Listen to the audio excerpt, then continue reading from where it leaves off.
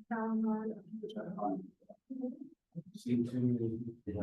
been working on the 17, but then I said, I guess, today, that was, well, good afternoon, and welcome to our April coalition meeting. I'm most appreciative of those of you who are here today. I know that, quite a few people have called and weren't able to make it, must be a good thing, right? It's too nice like that.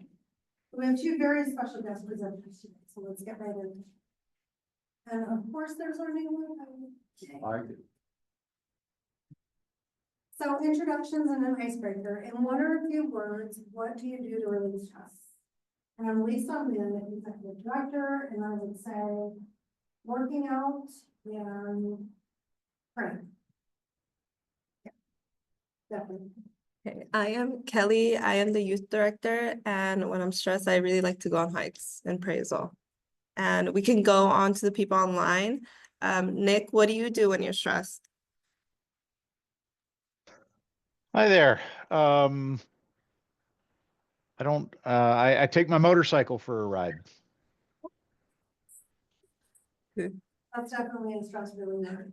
Thanks for being here with us, Nick, online. Appreciate it. Of course.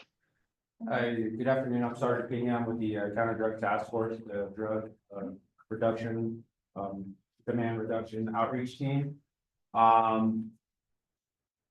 That's funny. We're just talking about stress. Yeah, working out. Yeah, and it's funny because people say, "Oh, you must really like working out." I'm like, no, I just have a lot of stress. But yeah, Hence all the work. yeah, yeah. Vince, I'm just here for technical support. Yeah, I would say definitely working out would be my number one go-to. Yeah, for sure. Yep, for sure. Awesome. Hi, I'm Lisa. I'm the deputy director with Bloom 365. To relieve stress, I love to jump in my pool. I recently joined Planet Fitness with my kiddo. He's 13, and so he wants to bulk up for football. And I want to get less bulky, so I've been doing that. We're big into just being out and seeing what's out in Arizona. Yeah, that's awesome. Thank you for being here. Let's do Thanks for that. having me. So, without further ado, let's get right into, our first presentation. Lisa Scarver with Bloom 365. Oh, okay. Like I just said, I'm Lisa. I'm with Bloom 365. I'm the deputy director of internal operations, so I do a little bit of everything, overseeing the programs, overseeing the directors, HR, finances, just a little bit of everything. We're a really small but mighty nonprofit. We have a team of 7 full-time staff, but we have a lot of contract employees, and we built a really large internship program, which I'm really grateful for us to be able to kind of serve the community. So I've been in social work for about 20 years now. I started off in college as a VHT and a drug rehab for teens, monitoring the floor. I've worked as domestic sexual assault agency, group homes, foster care, homeless and runaway youth. And so I got into this field. Eventually I came back to this just because interpersonal violence is the root cause of so many things. Generally when people are using substances or in group homes or runaway homeless, there's a lot of, domestic violence, sexual violence that is a root cause of one of those things.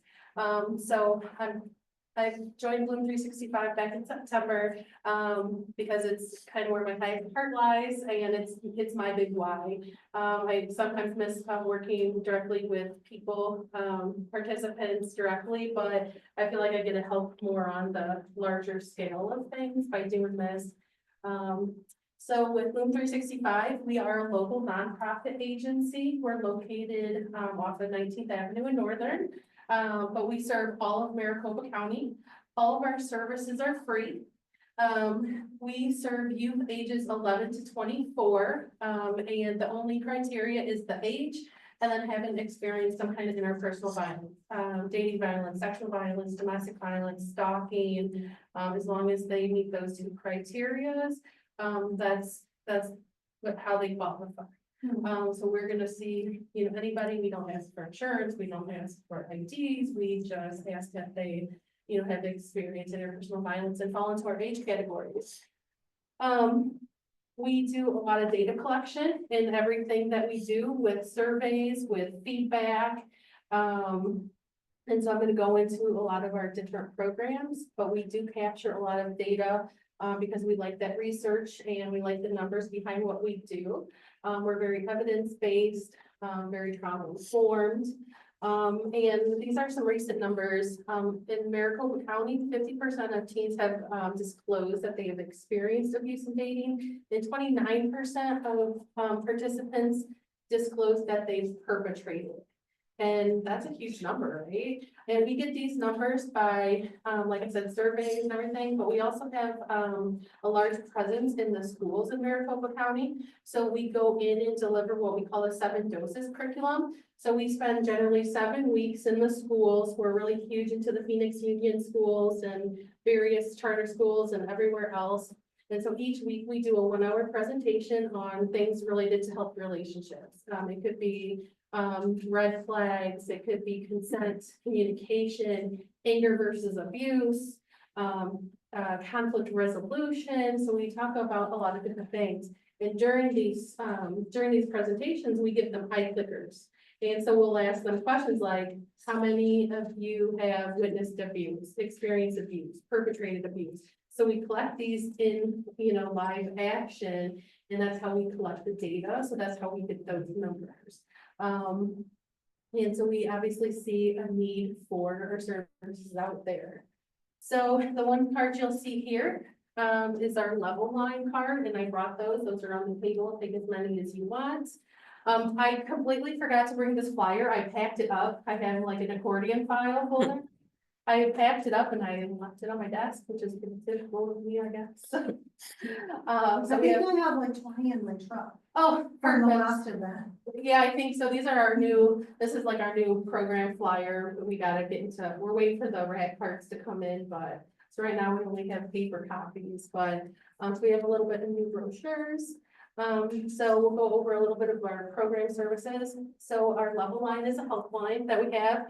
Anybody can call, chat, or text it. We get a lot of people not in the ages of 11, 24, and we're not going to turn them away. We're still going to provide them resources, provide them support. We do safety planning, crisis intervention. Right now, the service, the level line is only open Monday through Thursday from 8 a.m. to 9 p.m. But I've been onboarding interns to take some of those later night and weekend shifts. So again, for interns and volunteers, they are huge into what we do. So we have that option available as well. And we actually get a lot of people calling and texting in from out of state because they find our number online or something like that, or our website.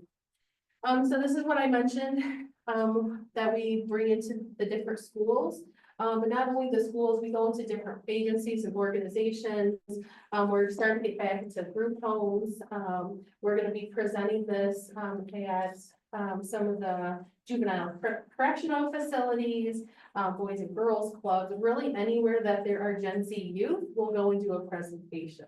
So we're all over Maricopa County doing this. And so these are the exact 7-dose curriculum that we have: defining healthy and unhealthy relationships, red flags, green flags, and help seeking, root causes and stereotypes, peer, media, and social influences, self-esteem, the 3 C's, communication, conflict resolution, consent. And then dose 7 is the 4 Ds of bystander intervention and tipping point theory of change. Something else we offer, it's not free because that's how we try to support ourselves too. We actually have different partners and organizations who will go through our certified instructor training so they can deliver the education curriculum in their own community organizations or whatever. So they take a couple-day training. The fee is, I believe, $2,500, and then they get the presentation material, and they can deliver it as many times as they want within their organization community. So we do have those available. We also have our trusted adult ally training. I just literally got like a day or two ago a new updated one. So we do have, our trusted adult ally training coming up in person, May 6th through 8th. And we teach the 3 R's: recognize, respond, and reframing interpersonal violence. I also said, I think it's in here too, normally this is a $90 per person training. But we have a contract employee who's with Child Crisis Arizona, and so we've collaborated with them to do some free trainings as well. Which is this, so if you guys are interested in doing a level of response training for free, I would definitely sign up, because after the June dates, there will be a charge again.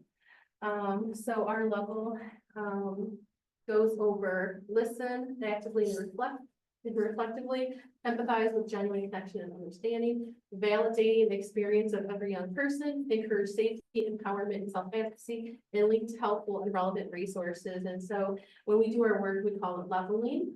This is a really non-judgmental way of approaching youth. A lot of us in the helping field want to fix kids instead of just listen to our young adults. And so this is a way to get them to open up to us and help them without forcing things on them or trying to fix them. It's a way of empowering them and allowing them to make the decisions on their own.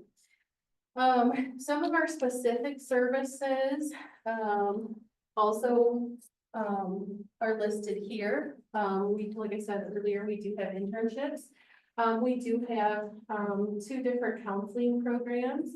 We have our victim services programs, and that is providing services to anybody who either witnessed or experienced interpersonal violence. And we provide them with counseling, case management, and advocacy, whether it's legal advocacy, medical advocacy, so we can assist them to go to court or medical appointments if it's related to the interpersonal violence. We also have those same services, but through what we call our Read It Out program. And that's equivalent to basically a batter's intervention program for youth. So we see participants also ages 11 to 24. And they are either currently and actively harming other people or are at high risk of harming other people. And that's actually our largest program, and unfortunately also our most underfunded program. Because we don't qualify for a lot of prevention. There's not a lot of prevention money out there for this kind of work. A lot of people want to fund aftercare or after harm, which is great. But you know, if we can prevent it, if we can uproot the abuse, all the other things won't need to happen. That program is a really great program. I think we currently have 80 participants and 3 staff. Yeah. So is the prevention that you're talking about likened to coalition prevention work, but I mean, not with substances, but with domestic violence? How do you, just give me an example of how you teach kids to prevent? So we talk about some of those root causes, and so on one of the, even on the checklist, you'll see like the blooming and wilting flower. And so we teach them, you know, blooming versus wilting. We work with them. We have, part of that program is also a behavior intervention program. So we work with them on changing behaviors, changing perspectives, challenging their thoughts and beliefs. So essentially we're providing them with, you know, coaching. And if that isn't enough, because a lot of times they might have, you know, deeper issues or may need more support, we'll provide them with counseling services, and all our counselors are MSWs, or MSW interns, and we provide clinical supervision to all of our staff as well. So the prevention revolves around intimidation, threats, jealousy, isolation, dominance. Those sorts of Rigid things, gender norms and. that these are not healthy behavior. Right, and one of the things we have along with the Root It Out program is something called a peer accountability group. So it's very similar to a peer support group. And it's 16 weeks of, you know, different things like, you know, week 1 is, I don't know, identifying anger. Week 2 is protective factors. Week 3 is, yeah, you know, so we're teaching the youth, and we just started the group. We rolled it out 2 or 3 weeks. I think today is week 3. and we already have 20 participants. Wow.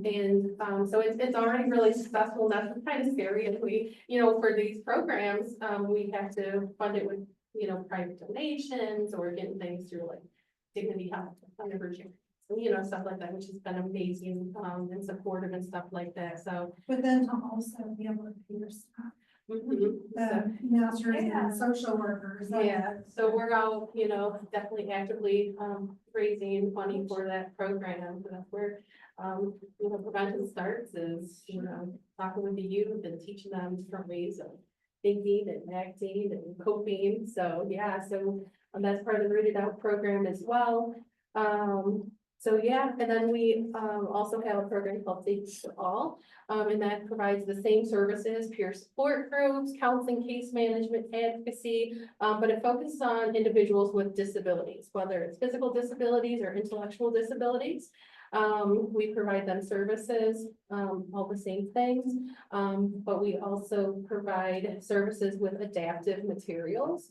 So we worked with different organizations and agencies to make sure the things we present are adapted to physical disabilities, intellectual disabilities, visual impairments, hearing impairments. We also have a mobile outreach van. We gutted a big Ford 350 and turned it into basically a mobile office, so we could like literally meet people where they are. So we've done that. We have one counselor who's participant. The only time they can be seen is during their lunch break. So he'll just drive out, pull up in the parking lot and provide her services and head on back. So we try to eliminate all of those barriers that we can. Our peer support groups, that's something that's really been taken off because we've recently got some grants for that. We recognize that, you don't always want to talk to older adults like me. And we recognize the value in peer-on-peer support. So we actually have paid peer support positions, ages 16 to 24. So we pay them to get certified and train and deliver these peer support groups, in their schools and communities, in the group homes. So we've really been kind of growing that program as well. So yeah, we're just kind of all over doing a lot of different things, a lot of really great things, and How do you couple this with coalition work? Like how would, like what would it look like for you to partner with a coalition where the prevention piece is there, but also, the prevention of these, behaviors are there as well? I guess it would depend on what we're looking to accomplish. Are we looking to just do outreach? Are we looking to do services? I guess it kind of depends on what our goal is. A lot of so far with the coalitions, we attend a lot of meetings, we do a lot of networking. I don't know, and like I said, I've only been here 6-7 months, so I'm still learning a lot of what's happened in the past. Yeah. So I don't know what more there's been done with coalitions. We're always open for partnerships and collaborations and everything. I was thinking of the foster kids that we went to the community center. Mhm. Instead of just doing a prevention piece. If we could kind of couple that with maybe some other, things that they've been exposed to Yeah, for sure. and meet them where they're at, so they don't repeat behaviors. Yeah, for Because sure. most of them are out of the home, Mhm. or orphans because of, And we're, a lot of yeah. the stuff that had gone on before. And I know prior to COVID, we were in the group homes a lot. And then COVID happened and I don't want to say we lost a lot of partnerships, but a lot of partnerships just kind of went away. But we've been getting back in. I know in June, we're gonna be going back out to the group homes at Children's Arizona and delivering some of these things as well. And at OCJ Kids, we've been partnering a lot with them to get out there. So we're all over the place with those kind of partnerships and networking, because we're also mobile. They don't have to come to our office. We'll drive to them. We actually have MOUs with the charter school ombudsman, where we have counselors and interns assigned to them. So we do stuff like that. We do virtual services, really will make whatever happen. So cool. Yeah. I think that's pretty much So covered. this red flag checklist, Mhm. is this for kids to fill out?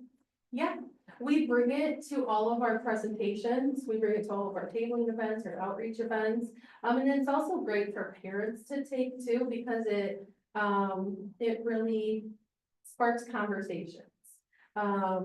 And we have a lot of team focused things, like I said, we have peer support specialists, but we also have paid, LPA or be peer advocate positions where, we have like lead peer advocate clubs where they get trained, on how to deliver different things, and then in their schools, they do tabling events, they do clubs, they, on this kind of stuff.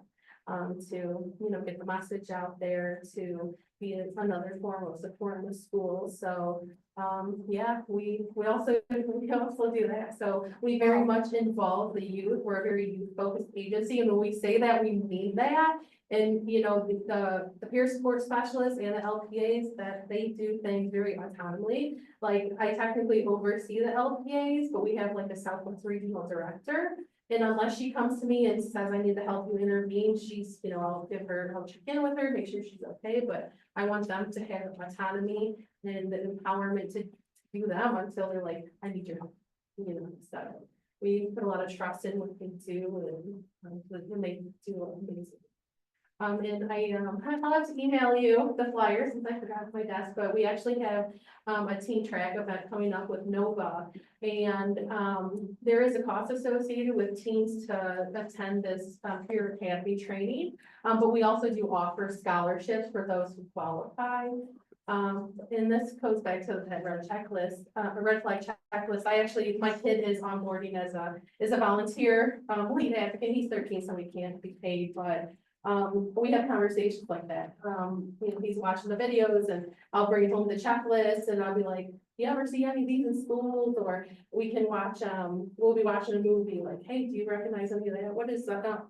Do these couples have unhealthy relationships or whatever? And sometimes he'll come through and I'll be honest, sometimes I watch garbage shows and I'll be like, those are just toxic people. Like, you're right. Like, well, what makes them toxic, So, yeah. So At least that sparks conversation, It- and well, what makes it? it does, toxic? it does. So we have those conversations often, but these are great for parents, for kids, but yeah, we bring them everywhere we go.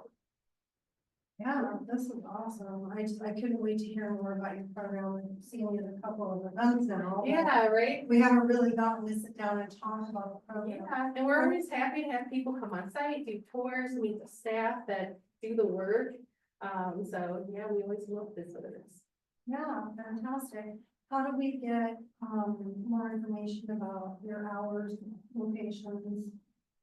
Sure, really, our hours are Monday through Thursday, 8 to 5, but we're also very flexible with our hours, so if a participant needed hours outside of that, we would see how we can kind of help. Right now, people can either, like I said, I forgot to bring this flyer, but people could just click here.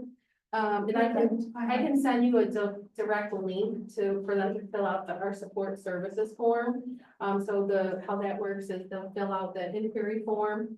Then our lead advocate will kind of review it and then call them, see what program or programs they want and also what they're eligible for, and then connect them with that staff member. Okay, and then, with the ages of 18 or 13 and 14, and 20, 11 to 24. 11 and 24. Okay, I got confused because your son was 13. Yeah, But the paid peer support is 16. 16 to 24. Yep. Okay, perfect. And then, so you go into, because I have 3 places off the top of my head that could use this, but Yep. some people are a little bit older than 24. But I don't know if that matters. It does because of our Your contract. funding, Mhm. funding your contract. Yeah. Okay. So, yeah, that does matter. I mean, we could still provide them like with resources. I mean, if they text our love line, we're not gonna like, sorry, we can't help you, you're 27, you're 54, but Right. we would still give them resources, but we couldn't provide them with direct services.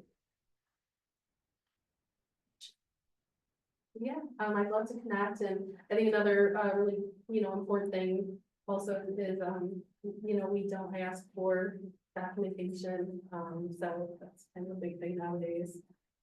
So, we can sort of undocumented people as we. And we have bilingual staff. We have bilingual staff. Absolutely, we have lots of bilingual staff, I think over half are bilingual. So yeah, we just want to be there for the community and, help everybody. I really love this program. Me too. I mean, it just sounds so. For the training, the free training that you were saying, Mhm. is that just like one day or like? is It that- is, yeah, this particular one. It's one day, Oh, okay. and it'll be located in Mesa. The next one is May 10th from 12:30 to 4:30, and then June 18th from 1 to 5. Oh, And I think I sent you the flyer, that way if you wanted to distribute it Of course. to people or whatever, you have my card.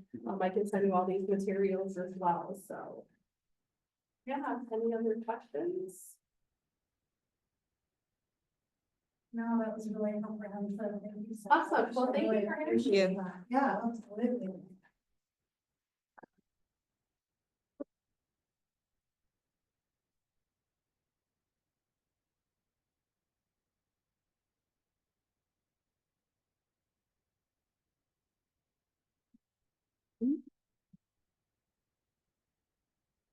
So, Jessica Olson is next, and she did text me that she's running late as well, and must be a very busy month.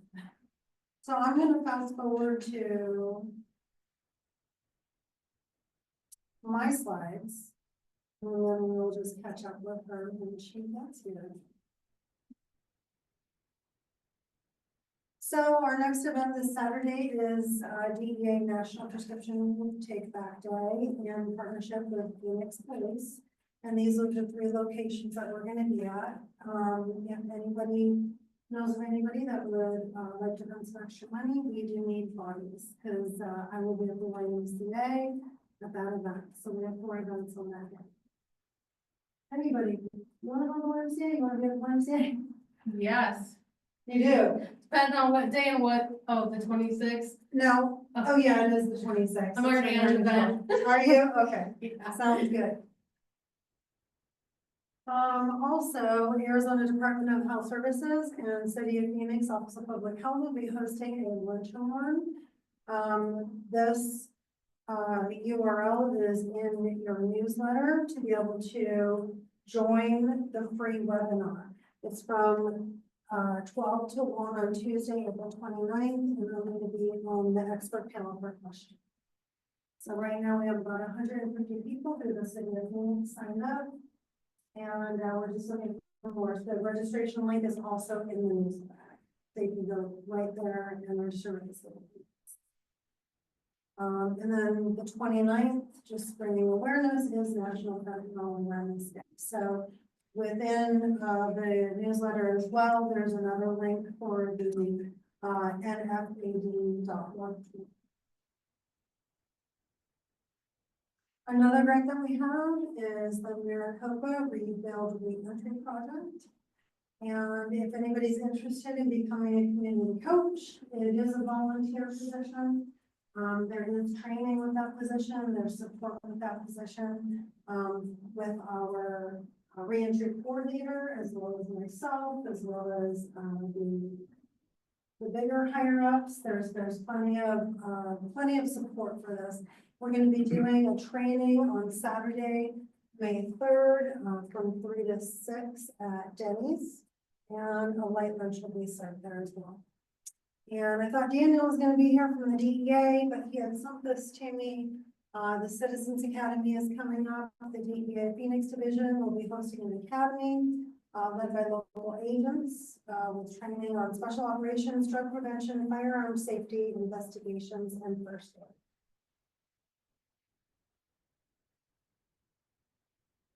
Hi, Jessica. Hi. I will get back to your presentation because I was kind of tired. Oh, great. So we will get back to Horizon Every. And Jessica's just coming in, Jessica Olson with Horizon Recovery, and she has some information on her that I'll pass out, where she's doing her presentation. Hello, everyone. Brian, sorry, I was on a conference call in the car. But yes, how are you? Good, nice to see you. Thank you for showing up. Of course. This works when you're. Okay, when I ready. do the, well, kind of follow it, kind of not. But thank you to everyone that's joining virtually as well. I am Jessica Olson. I represent Horizon Recovery. And when we spoke, I joined a coalition meeting a few weeks ago. And, you know, a lot of what you guys are doing is, you know, resources for after. But is there anything for right now, when the kiddo's in distress, when the family doesn't know where to turn? And we really wanted to share that we are a local provider here in the state, that when a kiddo is needing that higher level of care, you know, it's a sense production of harm. We want to help them, move them where they are, get them to structure and, you know, in touch with their emotions, all of the things, right?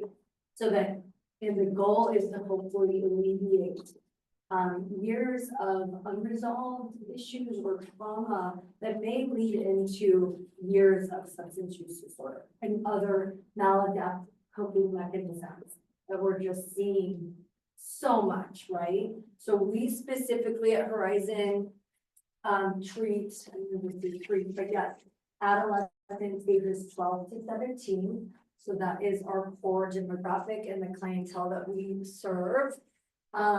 We have, these are our locations currently. We have 3 inpatient residential homes, so that would be our highest level of care. Kiddos are typically with us up to 60 days in one of these locations. We do offer 2 gender-specific housing options. The Buckeye is our all-female house. Arrowhead, excuse me, is our all-male house. And then our newest flagship location is in Deer Valley, and that is all gender and gender inclusive. Each house has 10 beds, if you will, so capacity of 10 adolescents at each. The Peoria location is specific to our lower levels of care. So if you know, if you're at all familiar, we do offer the full continuum, the highest being inpatient residential. The next level would be partial hospitalization programming. It's about 6 hours a day. And we're one of the only in the nation that offers supportive housing as kiddos are stepping down. A lot of times when they're in that safety little bubble of residential, they do really great. The families are doing great, but then it's like, okay, we don't want it to all unravel. We're a little fearful of them coming home right now. Like maybe the family still needs some healing and some work there. And they might just still need some structure. It's staffed just like an RTC, 24-hour care. They just don't do any of the programming in the home. They are transported to our, there's a picture, but our Arrowhead outpatient location, it's like 10 minutes down the road. We do have a Scottsdale office. Don't really run much out of it besides HR and stuff. I can do the meetings and working out of. We could use it for outpatient if the need arises. There tends to be more resources there. That's why we were so specific in, you know, operating and growing in the West Valley. And one that's not here yet, we are opening a second outpatient clinic. It's gonna be closer to this location. It's like I-10, I'm sorry, why am I saying 10? The 101 and I-17. So that should be opening, yeah, that should be opening end of May, June, so we'll be sure. And Do you know which size? no, there's a medical complex. And we're just taking up space in there. I have not toured it yet. But yeah, we'll be sure to invite you because I would love for you to come and see. And if at any time anyone wants to come and schedule a tour, I'm happy to set that up. So you can see firsthand the houses. We meet our clinical team. And every house has 2 therapists minimum. So I always love to say a lot of the beauty happens in between. You know, kiddo's not gonna open up if they don't number one, of connection. Number two, of course, physically they're safe, but is there a felt safety? You know, do they feel like they can open up and talk to our team or therapists? So in addition, there's really no limit to the therapeutic work that can happen. Of course, they have their scheduled therapy sessions and their scheduled family sessions and group. But some of that, so much of that beauty happens in the in-between. You know, if a clinician sees, okay, they would be struggling a little bit or pulling back or detaching a little bit, they'll immediately, you know, go to them, hey, you wanna go for a walk, you know, or go sit under a tree. And it's not the barriers of the confined space kind of fall away. And oftentimes the kiddos don't even realize that there's some therapeutic work even happening. And it's really just that connection piece. It goes to our whole mission and vision of like, we see you, we value you. And what's going on? Let's see what else I don't even know what these slides have. Okay, so yeah, this is all of the comprehensive services that we provide when a kiddo is in our care. Our amazing staff, and we have more, but these are just our leadership for the most part. Patrick and Brian are co-founders. Patrick really came from the consulting side of behavioral health. He would come into organizations to really help them. You know, what are your values? Like, how do you ethically run a behavioral health company? And, you know, are you treating your staff in a way that's going to support your vision? Because truly the staff is what's doing the work. So if they're not cared for and part of a family, like that's going to spill out into the care that they provide. Brian is a licensed NP. He worked in the ER for over 6 years. He is a captain of one of the Phoenix firehouses here. So he is a first responder. Literally, the question I asked, I was like, why adolescents? You know, when I was first conversating with them about coming on board. And it was simple. They're both parents, but also being on the front line, you see a lot of things that, you know, you wish you hadn't. And showing up to a house too late where a child has taken their own life. It happened more times than he ever wants to revisit. And he's like, more needs to be done. We need to be helping before it gets to that level.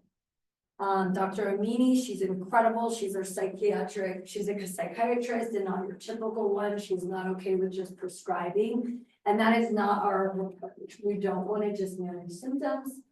Nowadays, so many kids and adults alike, they have list of diagnoses and meds that they're on. So we really try to weed through, obviously we're proponents of stabilization, but what's the end goal? We don't want these kids on meds forever. If we can taper them off, if we can start giving them the toolkit to identify what emotions, how to process them correctly, right? Because every emotion is here for a reason, but don't get holed up in it. Don't let it overcome and take over, right? And just giving them those coping skills and strategies that are much more better solutions than these maladaptive coping mechanisms. So we are mental health primary. We do work with co-occurring. So some of these kids are dabbling in substances. So we do have an addictionologist, our collaborating physician, Dr. Reyes. He has that addictionologist background. So we do have programming centered around making healthier choices. But really, we're kind of back to basics. Like number one is connection, sleep, nutrition, movement, sunlight. We do have a nutritionist, dietitian on staff who builds out the meal plans, but it's our techs that are there cooking the food with the kids. We do life skills. They're learning to cook. They're cooking together. They're building neuroplasticity by baking, gardening. Some of the other awesome things that we offer, in addition to the traditional therapeutic approaches of CBT, DBT, we have equine therapy. We do music therapy, art therapy, trauma-informed yoga, breath work. We have a physical therapist that works with the kiddos. They also go to the rec center and do group things with pickleball court or at one of our houses, the Deer Valley. So do a lot of collaborative team sporting, activities, but then also very individualized, teaching them mobility, stretching, the things, so much is stored in our body, and having that somatic release is very important. That's incredible. She's our advising clinician. We also do music lessons. We do pet therapy at the houses too. The kids love it. You know, we want to ignite some passions that they may not know that they have. So it's not just all programming, it's some fun there too, and they really, really do love it. We just added zero gravity massage chairs, kids love it. Calming their vagus nerve, you know, getting them grounded before going into these harder group processing sessions. They're just able to share and just ground and accept and learn, right? Versus if they're agitated or feeling stress in their bodies, they're not gonna, you know, be able to take in what they're learning in these therapeutic sessions. Something I'm super excited about is we, kind of along the lines of that more holistic approach, like what are we doing to heal the brain? You know, if the kiddos suffer trauma, we know that negatively affects the development of a child. Our clinical director, Lauren, she's credentialed in NMT, which is the neurosequential model technique developed by Dr. Bruce Perry. He is incredible. He's really reshaped the framework of how we view children and kids that have suffered trauma. And it's not necessarily their fault where they are developmentally. The age doesn't necessarily correspond with where they're at developmentally because of the brain development. It literally can inhibit areas of the brain from developing. As you know, then you add COVID and you add technology and screens. These kiddos aren't able to express and conversate and communicate maybe to levels that we did growing up in a different generation, right? So we're seeing a lot of, especially kiddos that are getting their studies now and they're getting the cell phones like sooner, like even comparing like a senior in high school, a freshman, like there's a big gap and there's more aggression and aggravation happening from the younger generations. And it's really that they can't, you know, conflict resolute, they can't communicate as well. And it's really not even their fault. It's like, you know, this is what they're doing. But then we can go on a whole tangent of when you're behind the screen, there's the bullying and like a confidence that comes with saying something that you necessarily wouldn't say to someone's face. So that's a whole, we have workshops on technology and healthy device management and what that means. So when they're with us, there is no technology aside from what schooling they do. So we do have an accredited educator that works with the kiddos in the residential level of care and PHP level of care, up to 8 hours a week, so that we work either with their current curriculum or we work with Advantages education curriculum, just to keep them on track and on par with the level they should be at, given where they're at, not necessarily their age per se, but where they're at in the system, in the education system. So this is our newest house. We do all the neuro out of there. Did I even get to that? I think I started to and I didn't. So we partnered with Dr. Amy Sarin. She is 18-year board certified neuropsychologist. She has 2 clinics, one in Scottsdale, one in Peoria. She's never partnered with any organization, right? She has her own clinic. She works with schools, helps diagnose, works with on the spectrum kiddos. But she is heading up our neuro division. So kiddos that come into our program, and probably the only adolescent program that is bringing in scientifically back like neurotechnology and neurofeedback, that is helping their brains. It's opening new neural pathways. It's calming areas of the brain that maybe are like too heightened. So she'll do a live QEEG, which is a brain mapping. Very comprehensive 19 panel. So it's non-invasive, of course, too. It's fairly quick, it's like 20 minutes. But it gives a really accurate, you know, depiction of that particular individual and what their brain activity and brain is showing. So it actually can really inform our medical approach. She can look at what the brain is showing and know certain meds that maybe wouldn't be the best. So she works very closely with our medical provider when we are prescribing or needing to stay on meds before tapering, that sort of thing. Our provider also will do genetic testing. She runs GenomeMind. Again, it's not like it's a framework based on the genetics of the child, what meds will and will not work or what will work better. Because we don't have a ton of time with these kids. We don't want to waste it like figuring out, and it's precious time. We have 60 days at the res level. PHP is another 60, that supportive housing piece, it could be up to 4 months, and we're really, really structuring and wrapping around the kiddo. And then we do have intensive outpatient, so this is just some of the stuff we do. We also work with bilateral stimulation, so it's like these little clickers, 80% efficacy if a kiddo's, stressed or agitated. You can use the bilateral stimulants, and it really just drops into the present. It helps them to ground. And again, it helps to prepare when going into more therapeutic programming. This is a little bit more on our supportive housing for the PHP level as they're stepping down. As I mentioned, we're one of the only in the nation that offers step down housing. There's a lot of, you'll hear it from families, oh, my kid was in residential, it did so great, and then there's no real step down. You can go to individual, yes, you're gonna do IOP, PHP, but then you're right back in the same environment. And if the family still needs some help on boundaries and just everything, right? Just therapy and help and healing, a lot of that follow-up happens. And then that's where you have that revolving door of then, whatever they learn, the tools are right out the window, sadly. So really happy to provide this. It's funded by a nonprofit. We partnered with Teen Pathways Alliance. So really can help families on the financial portion if they're needing to step down into this housing component. Yeah, just some other things, some awesome reviews. We do also partner with a third party to data collect.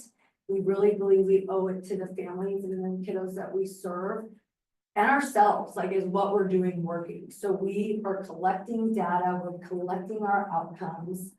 What you see is what you get. Like this is real life reviews. We're starting a peer program too.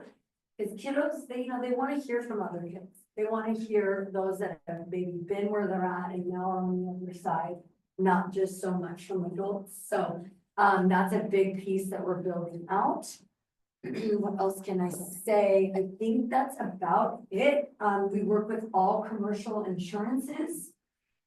We are out of network though. It's like it's a double-edged sword with insurance. Like we don't want them to dictate how long a child can be in our program if they just are self-harming and are in the hospital. Like 30 days isn't going to be enough, so we are out of network. We will be going in network with some insurances, so stay tuned, but we will never turn a family away. We will always work with them financially if the deductible of their out of network, and it really depends on the plan. Everyone's is different. We'll run the V2P verification of benefits on the front end. Let us spearhead that if you ever have a referral. We'll handle it directly with the families and we'll work with them, whether that's payment plans, whether that's working with, we have other not providers, but financiers that can help on the financing, 0% interest, things like that. We never want finances to be a barrier to a kiddo getting the help that they need. That is so fantastic. I've heard of many places, but not one this comprehensive. I really couldn't wait to hear more about both of your programs. I mean, there's just what you have.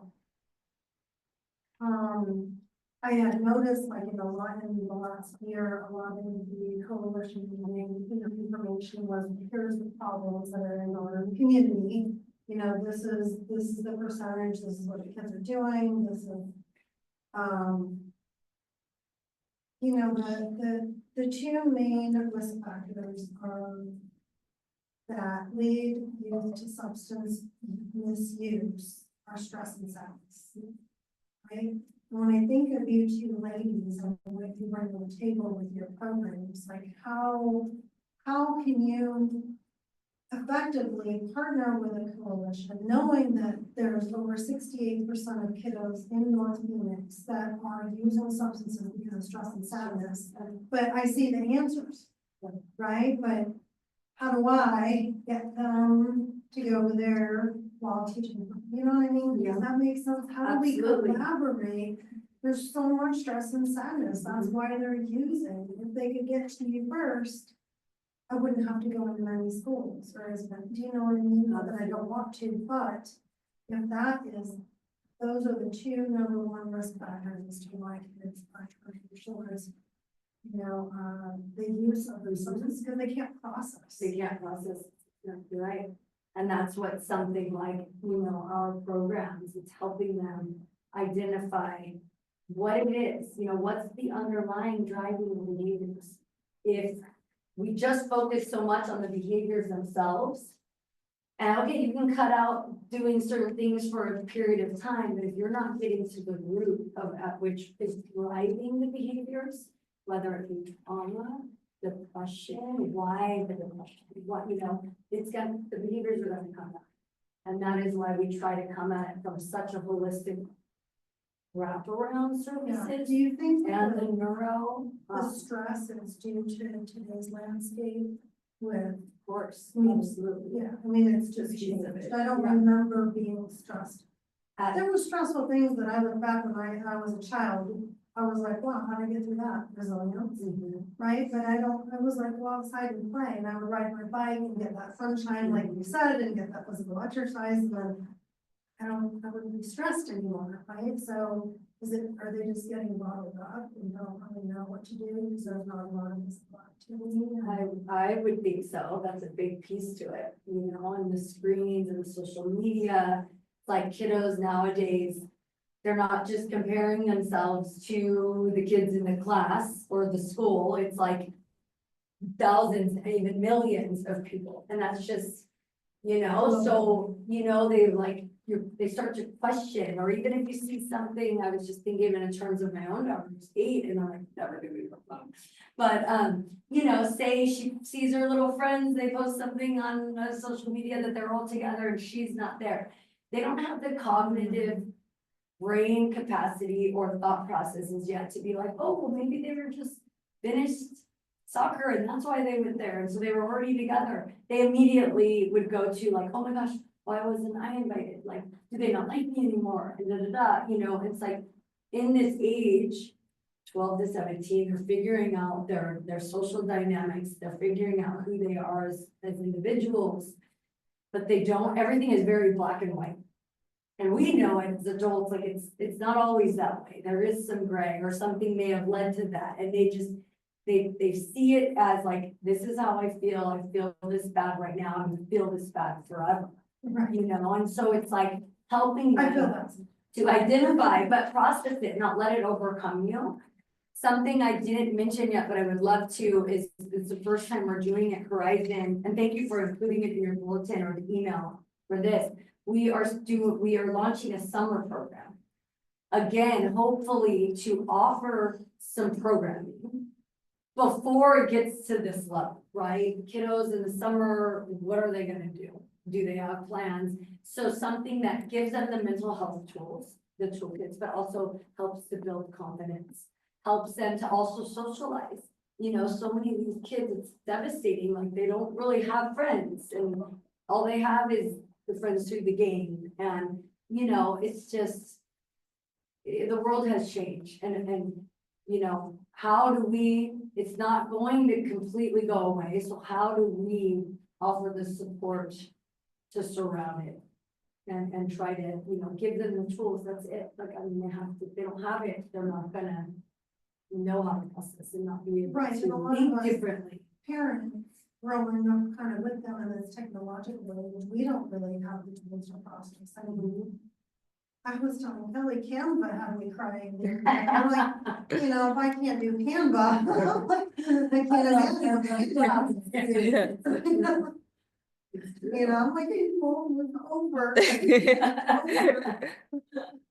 I feel your pain. I have technological struggles all the time. But yeah, it's like, how do we support in a world that's We don't have. all the shifted? answers, We don't, and we can't pretend to, so. That's why we try to offer services that can be that support. We have a family curriculum, family therapy, but then we also offer peer support, like clinically run peer family support groups. So again, that's just more therapeutic help. They're getting to connect with other families, like, you don't need to do this alone, you're not alone. We're humans, we need to connect, we need to share experiences, you hear it all the time, it just takes one. There are these kids that are so big, it takes one caring adult that could shift the entire landscape of their future. So we're committed to being that, and we're here. That's okay, we can connect afterwards. We will, we absolutely will. Does anyone have questions like on, I don't know how it is online, if people ever can I talk? No, that's too much going on. Yeah, if anyone has questions, I'm happy to answer. See.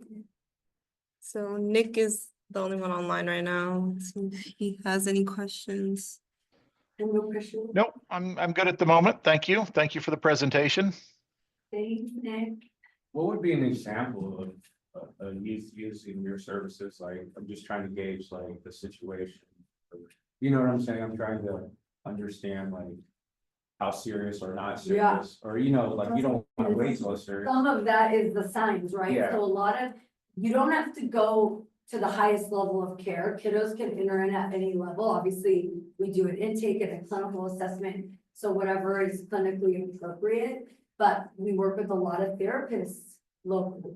And, there's only, it's great, the one-on-ones and the therapy, that psychotherapy, right? But oftentimes they'll start to see like it's not enough, the behaviors are progressing, or at home, there's outbursts or lashing out. So therapists will recommend higher levels of care, and maybe it starts at IOP. Like, we have kiddos that start at the IOP level, which is 3 days a week, 3 hours a day, after school, they're getting that group work, that individual. But so many times we're even having to bump them up because they need that more wraparound care. We work with all the hospitals locally. So sadly, we're there, when they're at a hospital, that's just stabilization, they're there 7 to 10 days. And then they're needing to refer out. If a kiddo is acute enough to either they're self-harming, they're having a schizophrenic outbreak, nowadays the levels of cannabis are so high, like it's putting kids into early onset psychosis. Are you saying they- that a lot? Yes. Marijuana use, psychosis, but The hospital, yes. So that's occurring, and then they're not, if they're at a hospital level, they shouldn't necessarily probably be going home, they need to have someone like us that can wrap around and then just, offer the true stabilization, and then that therapeutic intervention. Oftentimes families, they're just like, we can't take it anymore, there's all these things, right? And so they'll call.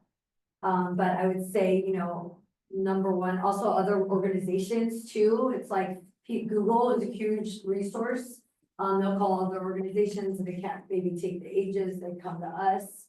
But schools too, we work with a lot of school counselors, like I had a mom reach out to me the other day that just came into the principal, and sadly the kiddo lost his father. So if there's a death in the family, they just don't quite know how to process, or separation. That's big for kids. And then, they have all these emotions and they don't know how to healthily process them. And then they lash out in school, or they start falling behind, or not doing as good. Also pressures from, like, say they are great and they're great at sports, but then they succumb to pressures of feeling the need to be so perfect or whatever all the time. We see a lot of that, but sadly the hospitals are full, because our youth is suffering. And whatever it is in the outside world that is causing them to be so anxiety ridden and depressed, isolated, and self-harming or attempting. We don't have many rule outs. We'll work with any kiddo. SI is huge, self-harming. Our only big rule out would be, if there's sexual maladaptive behaviors and predatory, like because of our close proximity in the milieu, we would not be a fit for that. If there's fire starting or history of harming animals. Again, that might be a little more psychological, where they need a more specialized, even more psychiatric level.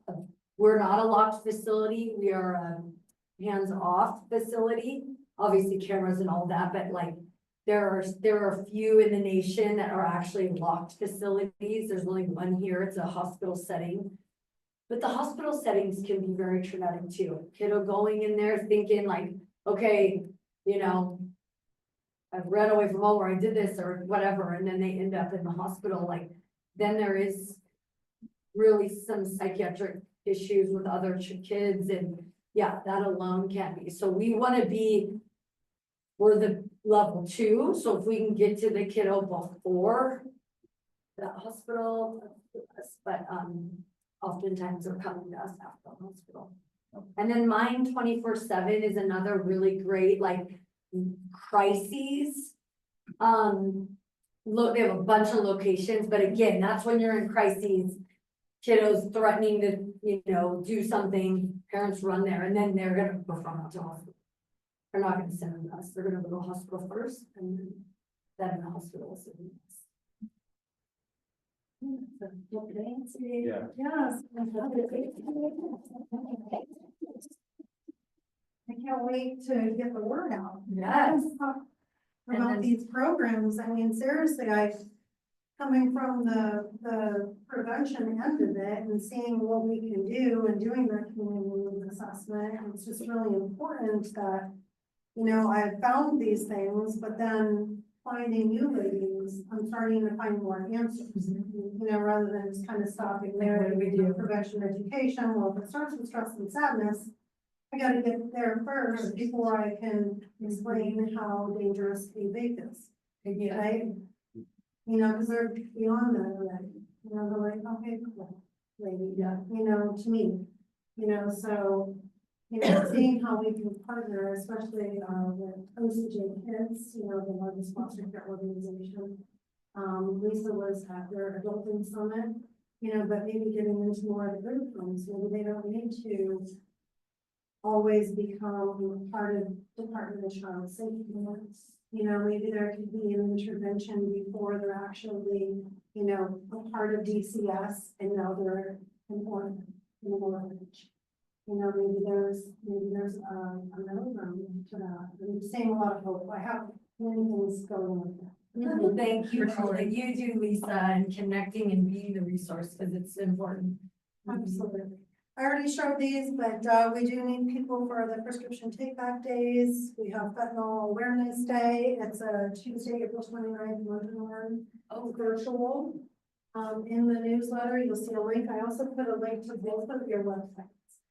Thank you. For sure. But there is a link there, for an expert panel of questions. And then our reentry project, the DEA Citizens Academy. I want to thank again our community partners and venues that we have presented at. We are really making a dent. I think that our name is becoming known in those minutes. That's exciting.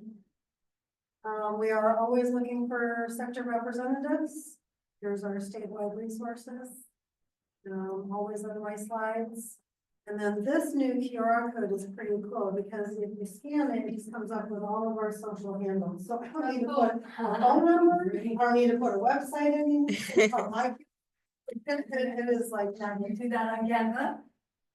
actually, no, I Oh, don't so know like how I you- found it because I don't know how I find these things, but I couldn't explain to you how to get there. I stumbled upon them. Did it come up? Yes. Isn't that cool? Yes. Got it. Right? And I just want to thank everybody for being here. Thanks Thank for you, having Nick, us. for being on.